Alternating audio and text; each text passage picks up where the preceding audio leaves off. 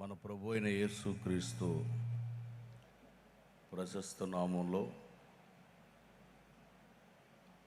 ఈ ఉదయకాలం దేవుని యొక్క సమ్ముఖానికి, ఆయన సాన్నిధ్యానికి కూడి వచ్చిన మీ అందరికీ యేసుక్రీస్తు నామంలో హృదయపూర్వకమైన వందనాలు తెలియచేస్తూ ఉన్నాం. నాకు అవకాశం ఇచ్చినటువంటి పరిశుద్ధాత్మునికి, ఆయన నామానికి కృతజ్ఞతాస్తుతులు చెల్లునుగాక. దేవుని యొక్క సన్నిధిలో ఈ విధంగా చేరి ఆయన నామాన్ని మహిమపరచటానికి, ప్రభు యొక్క నామాన్ని గణపరచటానికి దేవుడు ఈ పండుగలను మనకు అనుగ్రహిస్తూ వచ్చారు. పరిశుద్ధ గ్రంథంలో నుండి ఒక వాక్య భాగాన్ని సందర్భంలో నేను మీకు గుర్తు చేస్తాను. యెషయా గ్రంథం 43వ అధ్యాయం 2వ వాక్యాన్ని నేను చదువుతున్నాను. మీరందరూ ఆ వాక్య భాగాన్ని గుర్తించండి. నీవు జలములలో బడి దాటున్నప్పుడు నేను నీకు తోడై ఉందును. నదులలో బడి వెళ్ళునప్పుడు అవి నీ మీద పొర్లి పారవు. నీవు అగ్ని మధ్యను నడుచున్నప్పుడు కాలిపోవు. అగ్ని జ్వాలలు నిన్ను కాల్చవు. ఈ చదవబడినటువంటి వాక్య భాగంలో ప్రాముఖ్యంగా వాగ్దానపూర్వకంగా మనకి కనబడుతున్నటువంటి మాటలు, నేను నీకు తోడై ఉందును అని మనం ఇక్కడ చదవగలుగుతూ ఉన్నాం.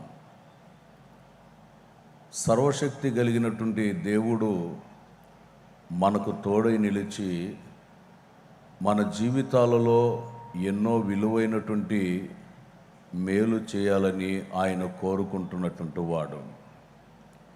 గతంలో మన జీవితాలలో మనకు తోడై నిలిచిన వాళ్ళు బోల్డంతమంది ఉండి ఉండవచ్చు. మార్గం చూపిస్తానన్న వాళ్ళు ఉంటారు. జీవితంలో మేలు చేస్తామని చెప్పేటటువంటి వాళ్ళు ఉంటారు.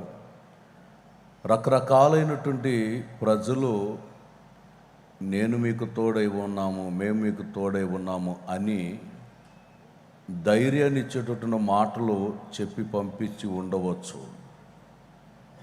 కొన్ని సందర్భాలలో అవి అక్కడికి రానటువంటి పరిస్థితులు కూడా కనబడుతూ ఉంటాయి. ఎవరో ఒక అతను ఒక పెద్ద ఆసామిని, నాకు కొంచెం అవసరతలు ఉన్నాయి, కాస్త డబ్బు కావాలని అడిగితే ఆయన ఉదయాన్నే వచ్చేవంటే 5 గంటలకల్లా నీకు కావలసినంత సొమ్ము ఇస్తానని చెప్పారు.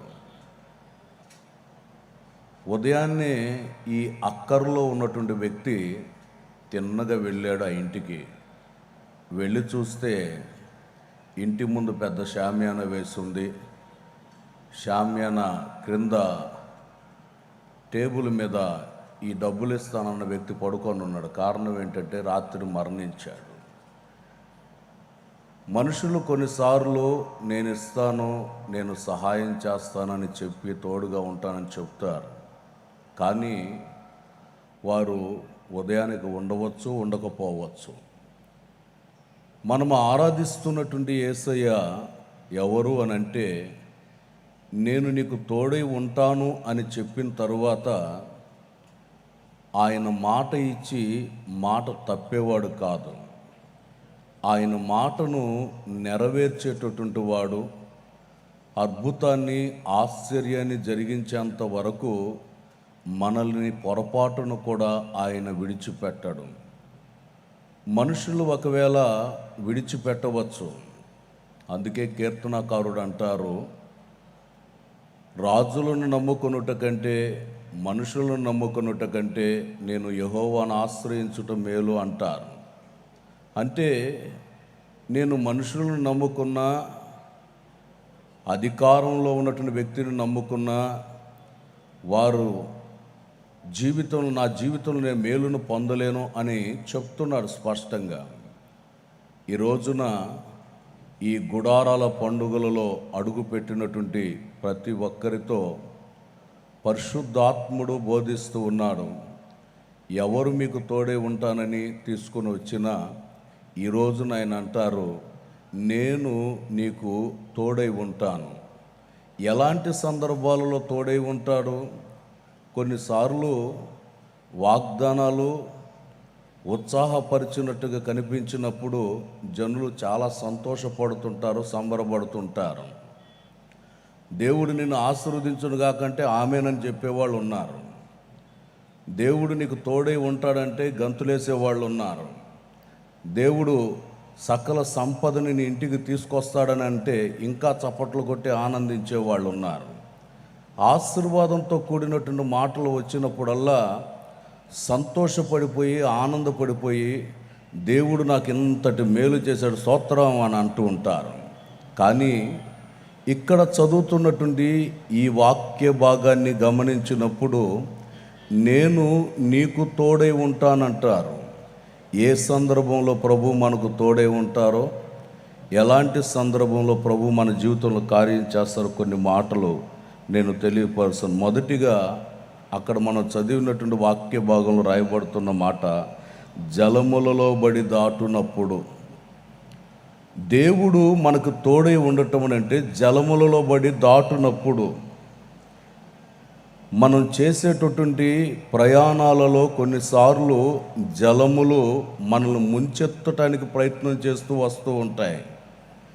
దేవుని యొక్క వాక్యం అంటుంది, నీవు జలములలో బడి వెళుతూ ఉన్నా అవి నిన్ను ముంచివేయకుండా, నీ జీవితంలో నెమ్మది లేకుండా చేసే పరిస్థితులు ఎదురుపడినా ప్రభు నీ జీవితంలో ఒక అద్భుత ఆశ్చర్యకార్యాన్ని జరిగించాలని కోరుతుంటున్నటువంటి వాడుగా ఉన్నాడు.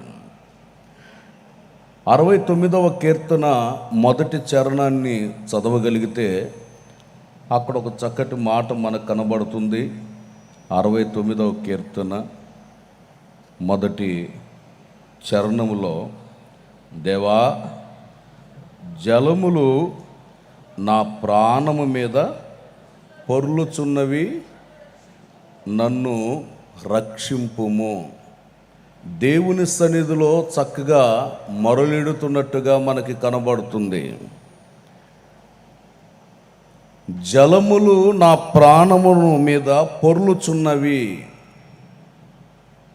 ప్రతి వారి జీవితంలో ఇటువంటి సమస్యలు జలములలాగా మీదకొచ్చి పడేటటువంటి సమస్యలు బోల్డని కనబడుతున్నాయి. అందుకే కీర్తనకారుడు అంటారు, నన్ను మీరు రక్షించండి, నా ప్రాణాన్ని రక్షించండి. గత 2 సంవత్సరాలుగా దేశంలో రకరకాలైన పరిస్థితులు, రాష్ట్రంలో రకరకాలైన పరిస్థితులు, ఆధారాలు కూలిపోయినటువంటి సందర్భాలు బోల్డ్ కనబడుతూ వచ్చాయి. ప్రాణ నష్టాలు బోల్డ్ కనబడుతూ వచ్చాయి.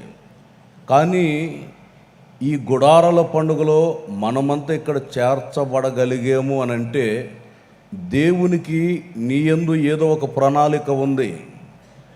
నీ జీవితం ద్వారా ఏదో ఒక అద్భుతమైనటువంటి కార్యాన్ని ప్రభు చేయాలని ఉద్దేశించినటువంటి వాడే. ప్రియులారా, ఇదిగో ఈ పండుగలకు ప్రభు మిమ్మల్ని అందరినీ తీసుకొని వచ్చారు. ఆయన అంటున్నారు, జలములలో బడి నీవు దాటునప్పుడు అవి నీ మీద పొర్లి పారకుండా ఉండగలిగేటట్లుగా దేవుని హస్తం మనకు తోడే నిలవాలి.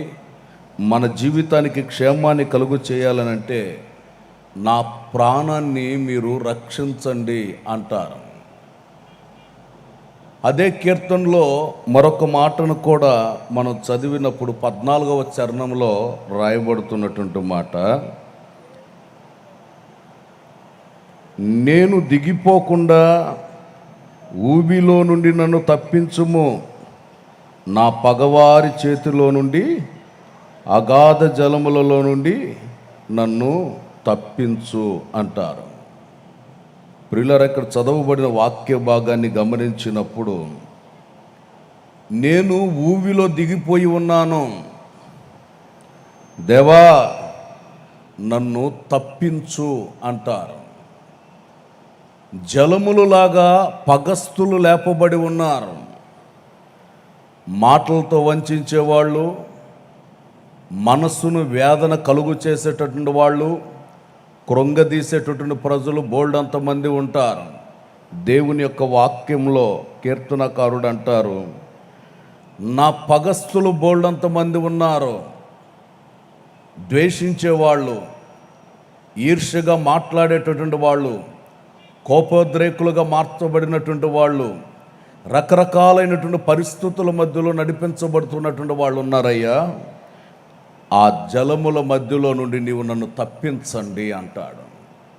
ఈరోజు నా ప్రియ దేవుని ప్రజలారా, మీరు ఏ పరిస్థితుల మధ్యలో నలిగిపోతూ బాధను అనుభవిస్తూ అలలాడిపోతూ ఉన్నారో, ఈ యొక్క పగటి కాలపు వేళలో పరిశుద్ధాత్ముడు సెలవిస్తూ ఉన్నాడు, నేను నీకు తోడై ఉంటాను. నీవు జలములలో బడి వెళ్ళినా అవి నీ మీద పొర్లి పారకుండా ఉండగలిగేటట్లు నేను నీకు తోడై ఉండి గొప్ప క్షేమాన్ని కలుగు చేస్తాను. దేవునికి స్తోత్రం. హల్లెలూయా, హల్లెలూయా. ఎలాంటి పరిస్థితులు ఎదురుపడినా కానీ నీవు కలవరపడవలసినటువంటి అవసరం లేదు.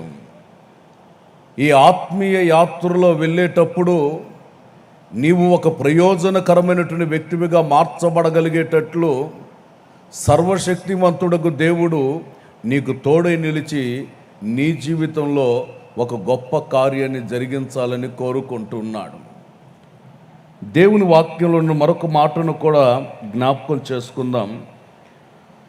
మత్తయి సువార్తమానం 24వ అధ్యాయం 9వ వాక్యంలో రాయబడుతున్నటువంటి మాట, అప్పుడు జనులు మిమ్మును శ్రమల పాలు చేసి చంపెదరు, మీరు నా నామము నిమిత్తము సకల జనుల చేత ద్వేషించబడతారు. ప్రజలు మిమ్మల్ని ద్వేషిస్తారు, ప్రజలు మిమ్మల్ని కృంగదీస్తారు, ప్రజలు మీకు నెమ్మది లేకుండా చేస్తారు. అయినా నేను మీకు తోడై ఉంటాను. ఎందుకంటే లోకం నన్ను ద్వేషించింది, లోకములో ఉన్న ప్రజలు నన్ను ద్వేషించారు, రకరకాల పరిస్థితులు నా జీవితానికి కలిగాయి. అయినప్పటికీ మీరు ధైర్యంగా ఉండండి.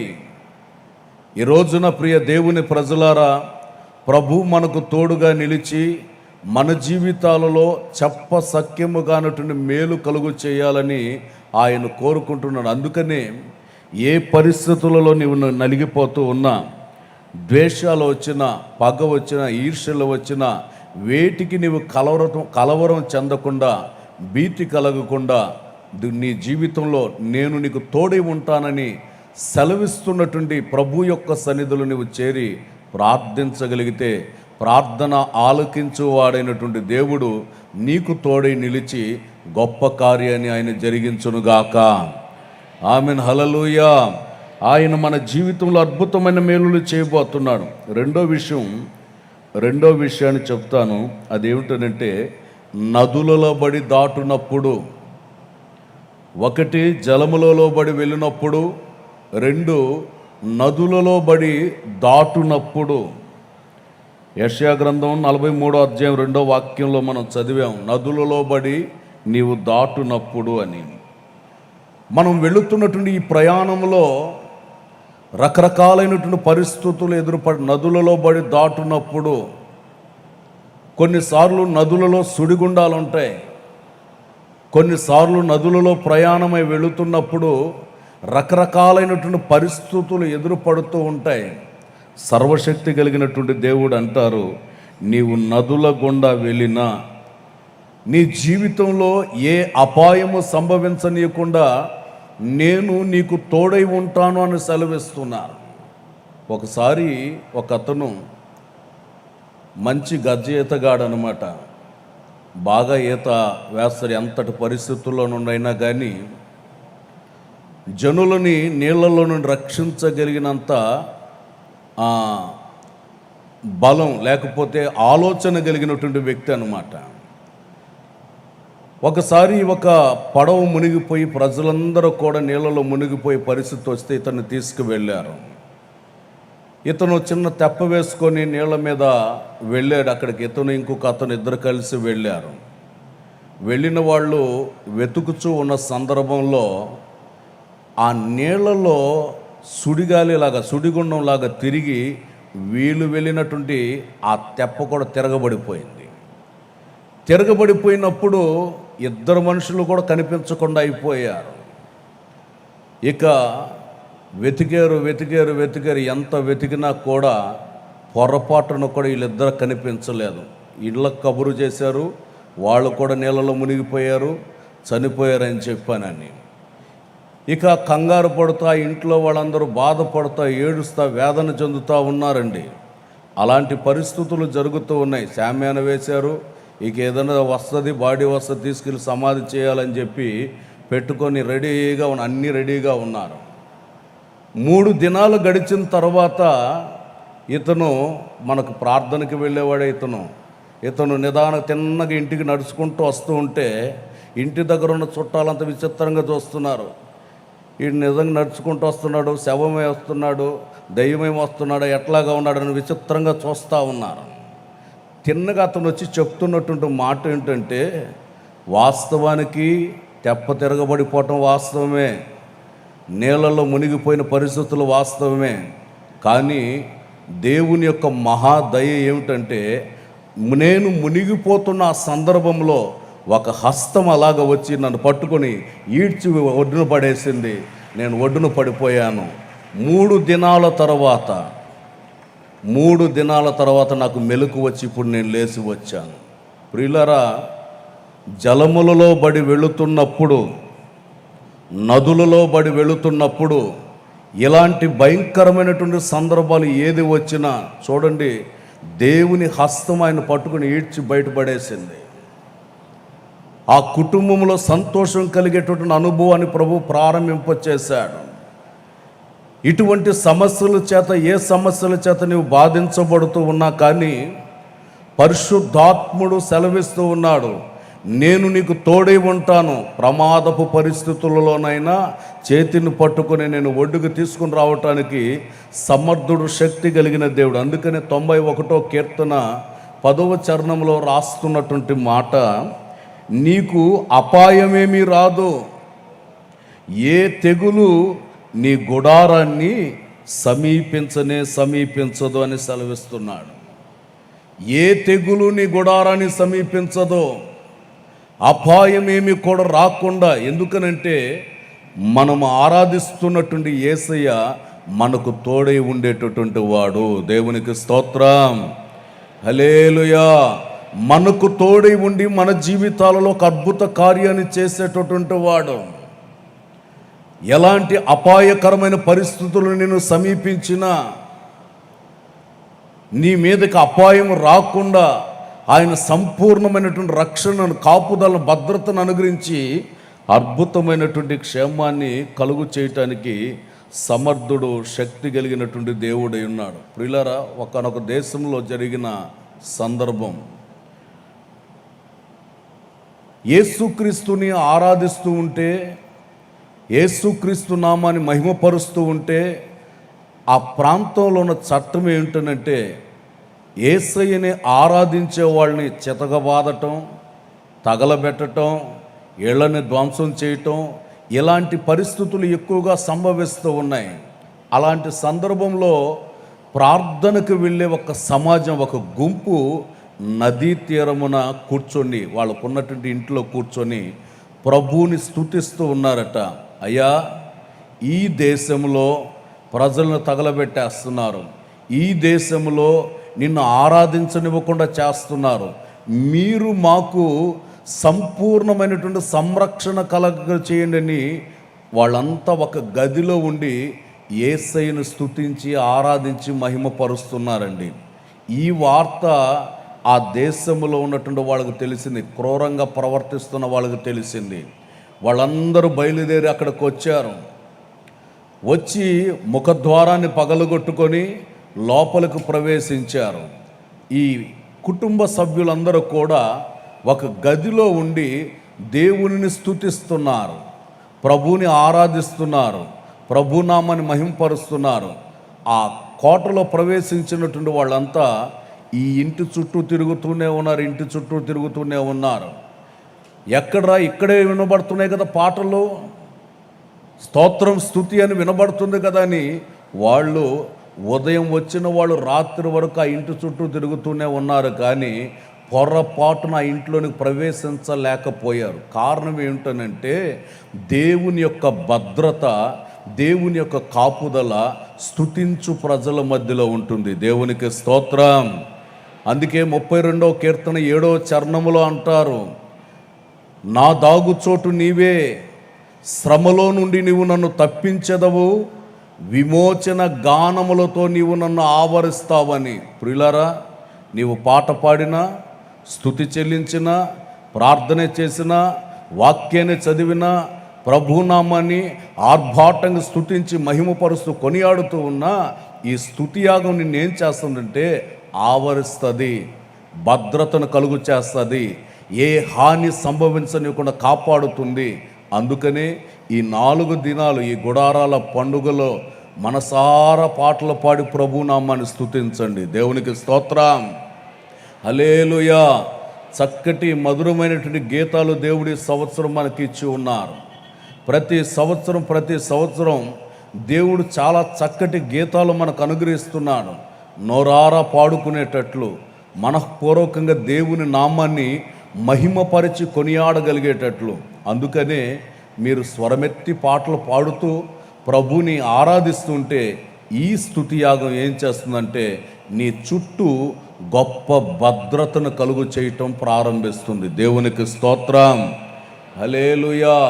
మీరు ఇక్కడ పందిరిలో ఉన్నా, బయట తిరుగుతున్నా, ఉపవాస ప్రార్థన చేస్తున్నా, మీ స్వరాలు ఎప్పుడు కూడా ప్రభువుని స్తుతిస్తూనే ఉండాలి, ఆరాధిస్తూనే ఉండాలి, వచ్చిన ఉద్దేశాన్ని మరిచిపోకుండా. ఎందుకనంటే దేవుడు నీకు తోడై ఉండాలి, దేవుడు నీకు భద్రతను కలుగు చేయాలి, దేవుడు నీకు సంపూర్ణ క్షేమాన్ని కలుగు చేయాలంటే వచ్చిన ఉద్దేశాన్ని మర్చిపోకూడదండి. చాలామంది వస్తున్నారు, కానీ ప్రార్థనలో కంటే బయట ఎక్కువ తిరిగే జనం కొంతమంది ఉన్నారు. దేవుని సన్నిధికి మీరు ప్రయాసపడి ఎంతో ఖర్చు పెట్టుకొని ఎంత దూరం ప్రయాసపడి వచ్చారు. దేవుని సన్నిధిలో కూర్చొని చక్కగా దేవుని వాక్యాన్ని వినండి, పాటలు పాడండి, స్తుతి ఆరాధన చేయాలి. ఒకరోజు ఉపవాసం ఉండి ప్రార్థన చేసుకోండి. ఇక్కడ ఈ గుడారాల పండుగలలో మీరు ఏదైతే దేవుని సన్నిధిలో తీర్మానాలు చేసి ప్రార్థనలు చేస్తారో ఆశ్చర్య కార్యాలు చేయగలిగిన దేవుడు మీ కుటుంబాలకు తోడై నిలిచి మీరు ఇక్కడ నుండి వెళ్ళక మునిపే మీ కుటుంబాలలో అద్భుత కార్యాలు జరిగించునుగాక, ఆశ్చర్యమైనటువంటి మేలును దేవుడు జరిగించునుగాక. దేవునికి స్తోత్రం. ఏ అపాయము సంభవించనీయక దేవుడు నీ జీవితంలో ఒక అద్భుతమైనటువంటి కార్యాన్ని చేయాలని కోరుకుంటున్నాడు. ఇశ్రాయేలీయుల సర్వ సమాజం ఐగుప్తు దేశం నుండి వాగ్దత్త దేశం అనబడుతున్నటువంటి కనాను దేశానికి ప్రయాణమై వెళుతూ ఉన్నారు. వారు ప్రయాణమై వెళ్ళిపోతున్నటువంటి సందర్భాల్లో ఎన్నో ఆటంకాలు వచ్చాయి. ఎర్ర సముద్రం ఎదురయ్యింది, కొన్ని సందర్భాలలో ఆకలి దప్పులు ఎదురుపడ్డాయి, కొన్ని సందర్భాలలో యోర్దాను నది ఎదురుపడింది. ఎన్ని ఎదురుపడుతూ ఉన్నా ప్రియులారా యాత్ర ఆగకుండా కొనసాగించబడుతూ వచ్చింది. ఈ రోజున దేవుని యొక్క సన్నిధానంలో చేర్చబడినటువంటి ప్రతి ఒక్కరు కూడా ప్రియులారా, నీవు దేవుని యొక్క చిత్తాన్ని అవలంబించి నువ్వు నడిపించబడితే ఆయన నీకు తోడే ఉంటాడు. ఇశ్రాయేలు ప్రజలు ప్రయాణమై వెళుతున్నప్పుడు యోర్దాను నది ఎదురుపడింది. గట్టుల మీదకెక్కి నురగలు కక్కుతూ అది బాగా ప్రవహిస్తూ ఉన్నటువంటి పరిస్థితులు కనబడుతూ ఉన్నాయి. అలాంటి సందర్భంలో నిబంధన మందసాన్ని మోయిచున్నటువంటి యాజకులు పాదములు తగిలించిన వెంటనే, వారి యొక్క పాదముల నీళ్లకు తగిలిన వెంటనే యోర్దాను పరిగెత్తుకుంటూ వెళ్ళిపోయి అక్కడెక్కడో ఏకరాశిగా నిలబడిపోయింది. యోర్దాను ఇంతవరకు నురగలు కక్కుతూ ప్రవాహంలాగా ప్రవహించావు కదా, ఇప్పుడు ఎందుకని వెళ్ళిపోయి ఏకరాశిగా మార్చబడ్డా?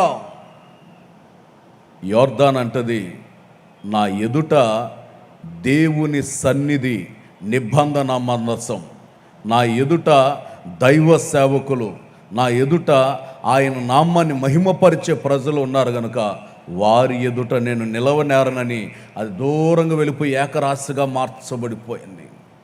ఈ రోజున ఏ పరిస్థితుల మధ్యలో, ఏ సమస్యల మధ్యలో మీరు ఇక్కడ అడుగు పెట్టినా మీ సమస్యలు మీ నుండి దూరమైపోవునుగాక.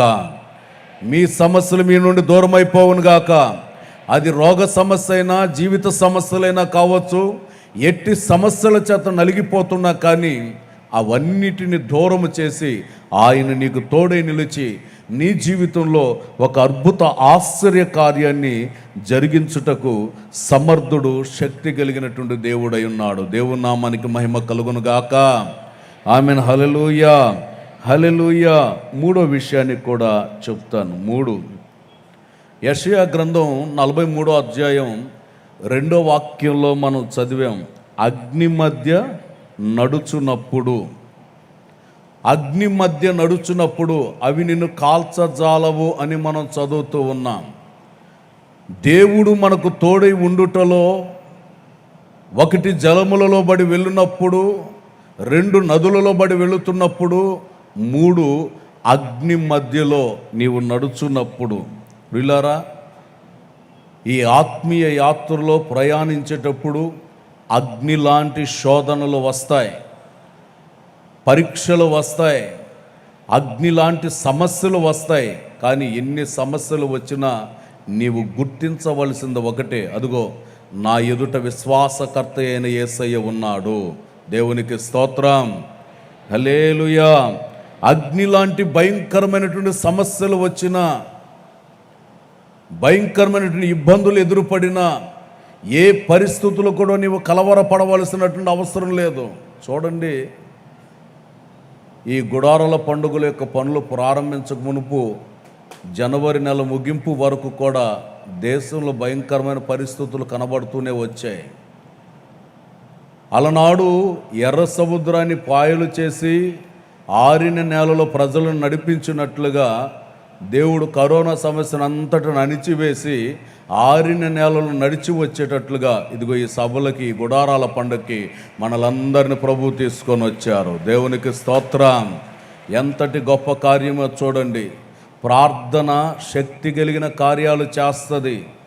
1 రోజుల పాటుగా ప్రతి సంఘాలలో ఈ గుడారాల పండుగల కొరకు ఎంతోమంది, లక్షలాది మంది ప్రజలుగా ప్రార్థన చేసినటువంటి అనుభవాలు కనబడుతున్నాయి. ప్రార్థనే సమస్త విషయాలలో అద్భుతమైన ఆశ్చర్య కార్యాలు చేయటం ప్రారంభిస్తుంది. ఈ రోజున ప్రియ దేవుని ప్రజలారా, ఎలాంటి అగ్ని లాంటి శ్రమలు వచ్చినా, అందుకే పేతురు భక్తుడు చక్కగా అంటారు, పేతురు రాసిన మొదటి పత్రిక 1వ అధ్యాయం 7వ వాక్యంలో రాయబడుతున్నటువంటి మాటలు, నశించిపోవు సువర్ణము అగ్ని పరీక్షల వలన శుద్ధపరచబడును కదా, దానికంటే అమూల్యమైనవి విశ్వాసము ఈ శోధనల చేత పరీక్షకు నిలిచినదై యేసుక్రీస్తు ప్రత్యక్షమైనప్పుడు మీకు మెప్పును, మహిమయు, ఘనతకు కారణమగును. నశించిపోవు సువర్ణము అగ్ని పరీక్షల వలన శుద్ధపరచబడుతున్నది కదా. ప్రియులారా, బంగారాన్ని తీసుకుని వెళ్ళి అగ్నిలో వేస్తే అది మస్ట్ అంతా తొలగిపోయి చక్కగా మరలా ప్రశస్తమైనదిగా తయారు చేయబడుతుంది. దాంట్లో చక్కటి కాంతివంతమైనటువంటి ఆ అనుభవం దానికి ఏర్పరచబడుతుంది. అదేవిధంగా ఒక సేవకుడైనా, ఒక విశ్వాసైనా దేవుని ఎదుట శ్రేష్టమైనటువంటి వ్యక్తిగా నిలవబడాలి అని అంటే అగ్ని పరీక్షల మధ్యలోనికి వెళ్ళవలసిన పరిస్థితులు వస్తాయి. ఈ అగ్ని పరీక్షలలో నిలవబడినప్పుడే, ఎందుకనంటే ఆత్మీయులుగా నీవు పరిపూర్ణంగా స్థిరపడ్డావా లేదా తెలుసుకోవాలంటే అప్పుడప్పుడు చిన్న చిన్న సమస్యలు వస్తూ ఉంటాయి, అగ్ని పరీక్షలు వస్తూ ఉంటాయి. కానీ ఈ పరీక్షల్లో కూడా నీవు నిలవబడేటటువంటి వ్యక్తివిగా ఉండాలి. చాలామంది కోరుకుంటూ ఉంటారు, అయ్యా సమస్యలు రాకుండా ప్రార్థన చేయండి తండ్రి, బాధలు రాకుండా ప్రార్థన చేయండి అయ్యా, నిందలు ఎక్కువైపోతున్నాయి తండ్రి, ఇవన్నీ లేకుండా సంతోషంగా ఉండాలయ్యా, ఆనందంగా ఉండాలయ్యా, అలా ప్రార్థన చేయండి అని చెప్పేటటువంటి వాళ్ళు కూడా లేకపోలేదు.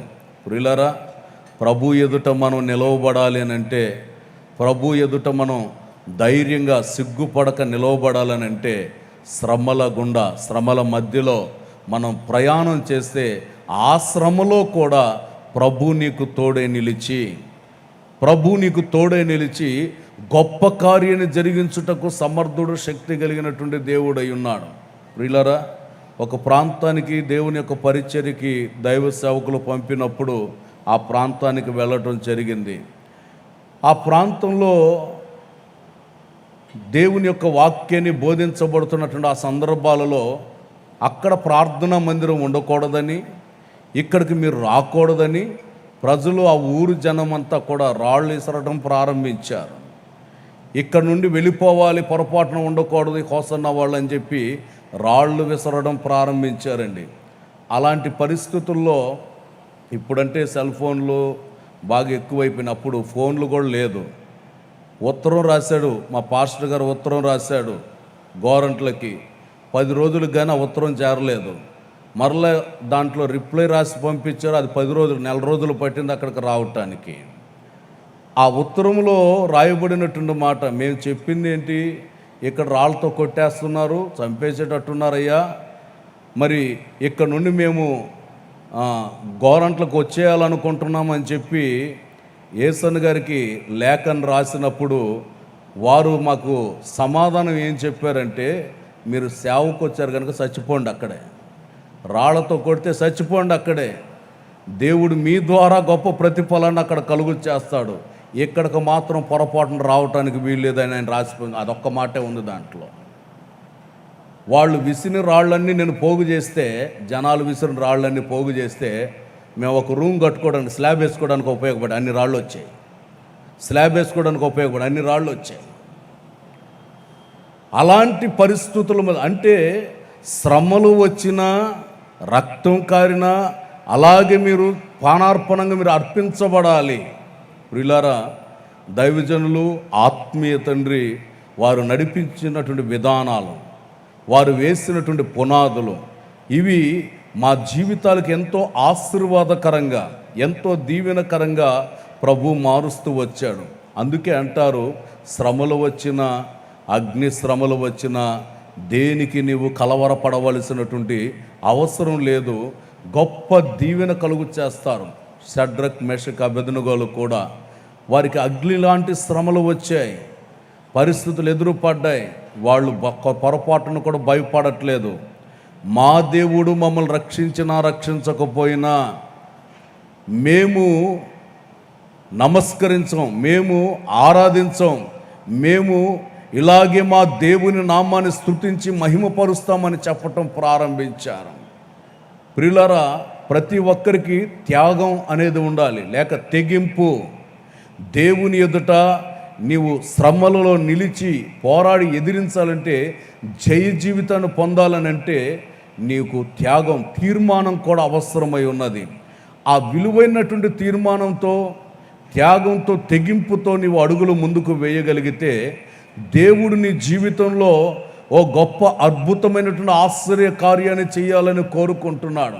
ప్రియులారా, ఎవరు ఏ పరిస్థితుల్లో తోటివారి ద్వారా, మీ ఇంటి ప్రక్కన ఉన్న వాళ్ళ ద్వారా, మీ సమాజంలో ఉన్నటువంటి వాళ్ళ ద్వారా నిందలు, అవమానాలను అనుభవిస్తున్నారా, భయపడవద్దు. నీకు మంచి రోజులు రాబోతున్నాయి. సర్వశక్తి కలిగిన దేవుడు నీకు తోడై ఉండబోతున్నాడు.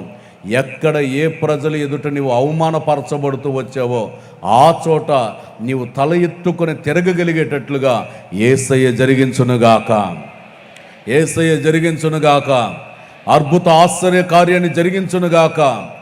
ఆయన నీ జీవితంలో ఒక నూతనమైన మేలు చేయబోతున్నారు. అగ్ని శ్రమల మధ్యలో నీవు నడిచినా అవి నీ జీవితంలో ఏమీ చేయకుండా 57వ కీర్తనలో 4వ చరణంలో రాస్తున్నటువంటి మాట, 57వ కీర్తన 4వ చరణంలో, నా ప్రాణము సింహముల మధ్యనున్నది, కోపోద్రేకుల మధ్యలో నేను పండుకొని ఉన్నాను. వారి దంతాలు శూలములు, అవి అంబులు, వారి నాలుక వాడిగలిగిన కత్తి. కీర్తనకారుడు అంటున్నారు, అయ్యా సింహాల మధ్యలో పడుకొని ఉన్నాను తండ్రి, వాళ్ళు పళ్ళు శూలాల్లాగా ఉన్నాయి, వారి మాటలు ఘాతకంలాగా ఉన్నాయి, ఘాటైనటువంటి మాటలుగా ఉన్నాయి. వాళ్ళ జీవితంలో వాళ్ళు అటువంటి పరిస్థితుల మధ్యలో నేను సంచరిస్తున్నాను. వారి చేతులు నేను పడకుండా నన్ను తప్పించయ్యా. ప్రియులారా, ఎలాంటి పరిస్థితుల మధ్యలో మన జీవిత యాత్ర కొనసాగించబడుతూ ఉన్నా ఏ విషయానికి కూడా నీవు కలవరం చెందవలసినటువంటి అవసరం లేదు. ఎందుకనంటే ఆయన అంటున్నారు, నేను నీకు తోడై ఉంటాను. జలములలో బడి వెళ్ళినా, నదులలో బడి వెళ్ళినా, అగ్నిలో వెళ్ళినా అవి నిన్ను ఏమీ చేయలేవు. ఎందుకనంటే దేవుడు మనకు ముందు ఉంటారు. షడ్రక్ మెషక్ అబేద్నెగోల్ని అగ్నిగుండంలో వేసేస్తే ఆయన అక్కడ సంచరిస్తున్నాడు. ఆ చోట ప్రశాంతంగా వాళ్ళు సంచారం చేస్తున్నారు, తిరుగుతూ ఉన్నారు. అంటే ఎలాంటి అగ్ని పరీక్షలు వచ్చినా కానీ శ్రమలో ప్రభు నీకు తోడే నిలిచి గొప్ప క్షేమాన్ని కలుగు చేయడానికి సమర్థుడుగా ఉన్నాడు. సేవకొచ్చిన ప్రారంభ దినాలలో దేవుడు ఒక దర్శనాన్ని ఇచ్చాడు. ప్రార్థనలో ఉన్నప్పుడు ఒక దర్శనం కలిగింది. నేను నిద్రపోతున్న సందర్భంలో కూడా కలలో కూడా సేమ్ ఇట్లాంటి అనుభవం కనిపించింది. అదేమిటనంటే హోసనా మినిస్ట్రీ సింబల్ లోగో ఒకటి ఉంది. ఆ సింబల్కి ఒక బెల్ట్ ఒకటి తయారు చేయబడింది. ఇలాంటి సభ ఒకటి జరుగుతూ ఉంది. సభలో వేదిక మీద నుండి నా పేరు పెట్టి పిలుస్తున్నారు. నా పేరు పెట్టి పిలుస్తూ ఉంటే నేను వెళ్ళలేదు. నా పేరు కలిగిన వాళ్ళు ఎంతమంది ఉంటారు ఈ సభలో? బోల్డ్ అంతమంది ఉంటారు. అందుకని నేను వెళ్ళకూడదని అట్లాగే కూర్చొని ఉన్నాను. ఆ సందర్భంలో మా నాన్నగారు పేరు పెట్టి పిలిచారు. అంటే ఆయన పెట్టుకున్నటువంటి పేరు ఎవరు పెట్టుకోవాలి? మా నాన్నగారి పేరు మ్యాండ్లీ. ఆ పేరు ఎవరు కూడా పెట్టుకున్నట్టు నాకు తెలియదు. నన్నే అనుకొని నేను కన్ఫర్మ్ చేసుకొని తిన్నగా అక్కడికి వేదిక దగ్గరికి నేను వెళ్ళటం జరిగింది. వేదిక దగ్గరికి వెళితే తెల్లని వస్త్రాలు వేసుకుని దగదగ మెరిసిపోతూ యేసయ్య సింహాసనం మీద కూర్చొని ఉన్నాడు. అక్కడ అనేక మంది పరిచారకులు తెల్లటి వస్త్రాలు వేసుకొని ఉన్నారు.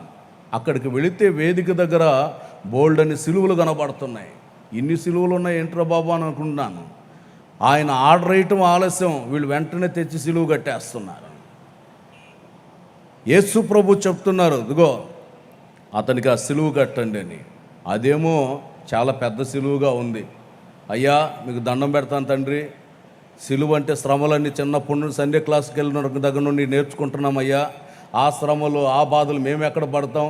చిన్న సిలువ ఇవ్వండి చాలు. చిన్నది కానిస్తే మెడలో వేసుకొని తిరగచ్చు, చిన్నది కానిస్తే చేతికి పెట్టుకొని తిరగచ్చు, చిన్న సిలువ ఇవ్వండి చాలనంటే వాళ్ళేమంటున్నారో తెలుసా?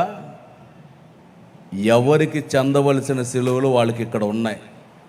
నీవు ఈ సిలువనే మోయగలుగుతావు, వాళ్ళు ఆ సిలువనే మోయగలుగుతారు అని ఒక్కొక్కరికి తగినట్లుగా ఒక్కొక్కరికి సిలువలు వస్తూ ఉన్నారు. ఇక నిద్రలో నుండి మెలకు వచ్చింది, ఇక నిద్ర పట్టలేదు. ఆ తర్వాత ఏసన్ గారి దగ్గరికి వెళ్ళి చెప్పాను. మేరక్క గారు ఉన్నప్పుడు మేరక్క గారి దగ్గరకు కూడా వెళ్ళి ఇలాంటి దర్శనం, ఇలాంటి కళ నాకు వచ్చిందని వారితో తెలియపరిచినప్పుడు వారు చెప్పిన మాట కూడా ఇదే: శ్రమలు వస్తాయి, ఇబ్బందులు వస్తాయి, ఇరుకులు వస్తాయి, అన్ని విధాలలో ముందుకు కొనసాగించబడాలి అని వాళ్ళు తెలియపరిచారు. ప్రియులారా, సేవలో అడుగుపెట్టిన ఆనాటి నుండి ఈనాటి వరకు కూడా ఎప్పుడైనా మనసుకు బాధ కలిగినప్పుడైనా, మనసులో వేదన కలిగినప్పుడైనా, ఏదైనా శరీరంలో బలహీనత వచ్చినప్పుడైనా, కృంగినప్పుడు, అధైర్యపడిపోతున్నప్పుడు నాకు ఇవ్వబడినటువంటి ఈ దర్శనం, ఈ సిలువ దర్శనం నా కళ్ళ ముందుకు వచ్చి అట్లా నిలబడుతుంది. దర్శనం నా కళ్ళ ముందుకు వచ్చి నిలబడి, పిలిచింది నేను కదా, ఈ పరిచర్యకు పిలిచింది నేను కదా, ఈ సేవ పరిచయం ఇచ్చింది నేను కదా, నీవెందుకు అధైర్యపడతావు? ధైర్యంగా ఉండని ప్రతి సందర్భంలో దేవుడిచ్చినటువంటి ఆ దర్శనం నన్ను ధైర్యపరుస్తూ ఉంది. ప్రియులారా, ఈ రోజున ఈ గుడారాల పండుగలు ముగించుకొని వెళ్ళక మునిపే ఇక్కడ చేరిన ప్రతి ఒక్కరు కూడా దర్శనం కలిగినటువంటి వారుగా మార్చబడాలి. ఒక గొప్ప దర్శనాన్ని పొందుకొనండి. దేవుని ఎదుట ఆ దర్శనం కడవరకు సాక్షులుగా మిమ్మల్ని నిలవబెట్టడం ప్రారంభిస్తుంది. దేవునికి స్తోత్రం, హల్లెలూయా. దేవుని సన్నిధిలో ఒక సజీవ యాగంగా నిన్ను నువ్వు సమర్పించుకుంటే ఆనాటి నుండి ఈనాటి వరకు కూడా పరిచర్యలో ఈ యొక్క సిలువ దర్శనం నిలవబెట్టి నడిపించటం ప్రారంభిస్తుంది. ఈ రోజున ప్రియ దేవుని ప్రజలారా, ఆయన మనకు తోడై ఉన్నాడు. ఏ పరిస్థితులలో ఎక్కడ కూడా అధైర్యపడకుండా కృంగిపోకుండా ప్రభు కొరకు నీవు నిలవగలిగితే ఎన్ని పరిస్థితులు ఎదురుపడినా అవి నిన్ను ఏమీ చేయలేవు. అవి నీ జీవితంలో దేవుని యొక్క భద్రత కలుగుతుంది. గనుక దేవా, నీవు నాకు తోడై ఉండండి, నా జీవితంలో ఒక గొప్ప కార్యాన్ని జరిగించండి, నేను మేలును పొందాలి, దర్శనముతో నేను నడిపించబడాలి, నీవు నాతో కూడా ఉండండి, నేను సాక్షిగా బ్రతకాలని దేవుని ఎదుట నీవు తీర్మానం చేయగలిగితే ఆశ్చర్య కార్యాలు చేయగలిగినటువంటి దేవుడు, అద్భుతమైనటువంటి మేలు చేయగలిగిన దేవుడు మీకు తోడే ఉంటారు. ప్రభు ఈ మాటలు మీ వినికిడిలో నెరవేర్పు జరిగించి స్థిరపరచునుగాక. అందరూ తల వంచండి. ఎత్తుబడ్డ వాక్యం ఫలభరితంగా మార్చబడేటట్లుగా ఇక నుండి జలములు లోబడి వెళ్ళుచున్న అవి మన మీద పారవకుండును గాక. ఈ గుడారాల పండుగలో పాలు పొందుచున్న వారిని విశ్వాస యాత్రలో కొనసాగించునుగాక. అగ్ని జ్వాలలు మిమ్మల్ని ఏమీ చేయకుండాను గాక. పరిశుద్ధాత్ముడా, ఈ దాసు నిలబెట్టి అద్భుతమైన మాటలు ప్రభా తండ్రి వినిపించినందుకు స్తోత్రాలు. ఇంకా మీ దాసుని బలపరిచి దేశమంతా వాడుకొనండి. యవన కాలంలో నడుము కట్టి చెయ్యి పట్టి చక్కటి ఆలోచన ఇచ్చి మీరు నడిపిస్తూ పోతున్నందుకు ఈ స్తోత్రాలు చెల్లిస్తున్నాను. మమ్మల్ని బలపరుస్తూ ప్రతి గడియ ప్రతి ప్రసంగములో మీరు మమ్మల్ని దర్శించబోతున్నందుకు ఈ స్తోత్రం. విశ్వాసములో స్థిరపరుస్తున్నందుకు ఈ స్తోత్రాలు, బలపరుస్తున్నందుకు ఈ స్తోత్రాలు. మరిన్ని కార్యాలు ఈ గుడారాల పండుగలో మీరు చేయబోతున్నందుకు వందనాలు చెల్లిస్తూ యేసు పరిశుద్ధ నామములో ప్రార్థించి వేడుకొనుచున్నాము తండ్రి. ఆమేన్.